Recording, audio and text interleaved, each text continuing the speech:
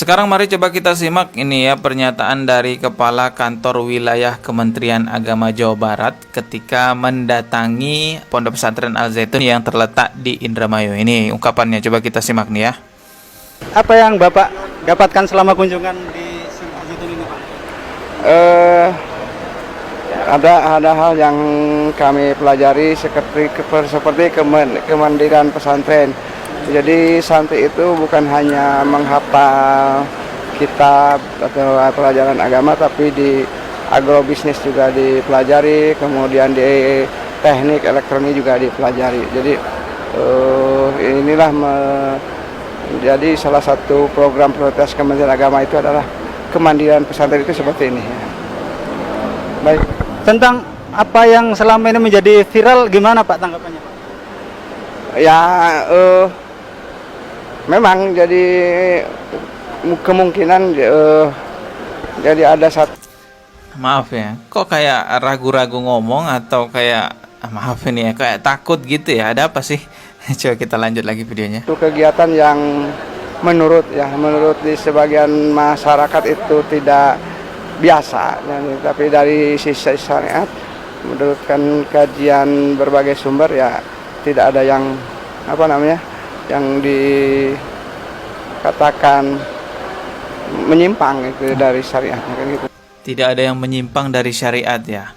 Jadi yang viral-viral itu kata Bapak ini dari sisi kebiasaan memang tidak lazim, tidak pada biasanya. Cuman dari sisi syariat katanya tidak menyimpang.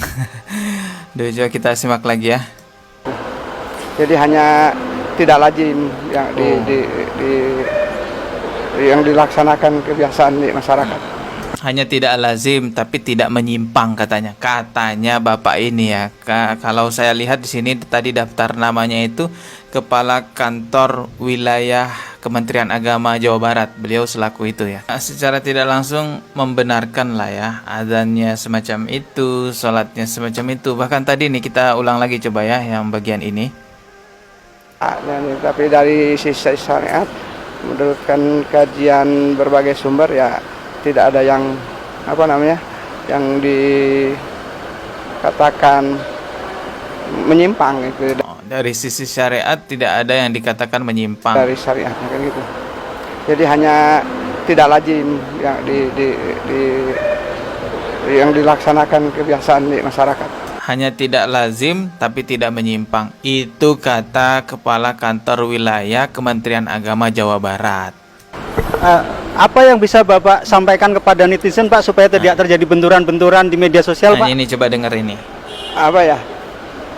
Jadi sebaiknya kita mengkaji mencari literasi dari berbagai kajian literasi. Jadi kita tidak hanya melihat dari sisi sudut ilmu saja, tapi harus mengkaji berbagai macam literasi.